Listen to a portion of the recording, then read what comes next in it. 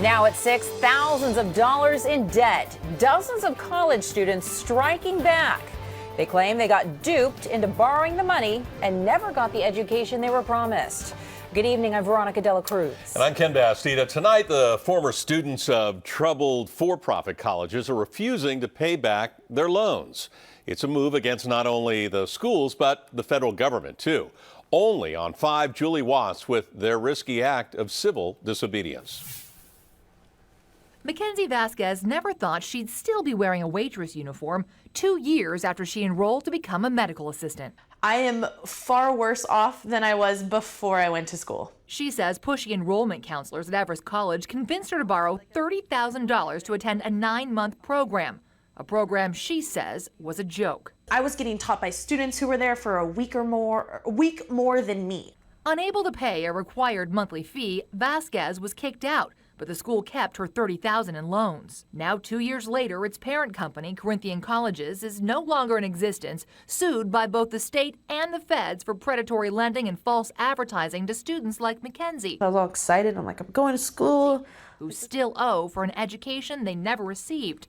So they're refusing to pay. We're striking. We're not going to pay back these loans, and we understand the consequences. Vasquez is one of the Corinthian 15. Former students from across the country all taking a stand and demanding their student loans be forgiven. It is pretty gutsy. Susan Martindale of the Consumers Union says while not paying a federal loan can have serious consequences, they don't have many options, so they're taking it to the top. Because the Department of Education is the steward of all this taxpayer money in the form of grants and federal student loans. They're also the ones with authority to discharge those loans. I mean, they own the loans. There is fraud happening here, and it's not being acknowledged. The students argue while one arm of the government, the CFPB, sues Corinthian for predatory loans, the other arm, the DOE, is propping it up and requiring students to pay back those loans. They sold me a dream, and it's turned into a huge nightmare.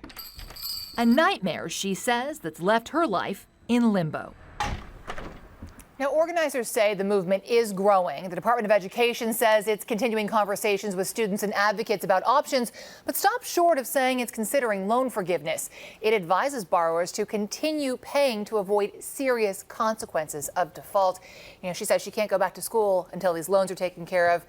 And if she defaults, she can't even get a cell phone. Yeah, so that money's gone. The school has it. And for the others that are they've just stopped paying, I mean, could they go to jail for something like that? Or I think really the greater concern is that they are going to completely ruin their credit. I mean, you can't get a cell phone without credit. You certainly can't go back to school. You can't buy a home. You can't even rent in some cases. What are options?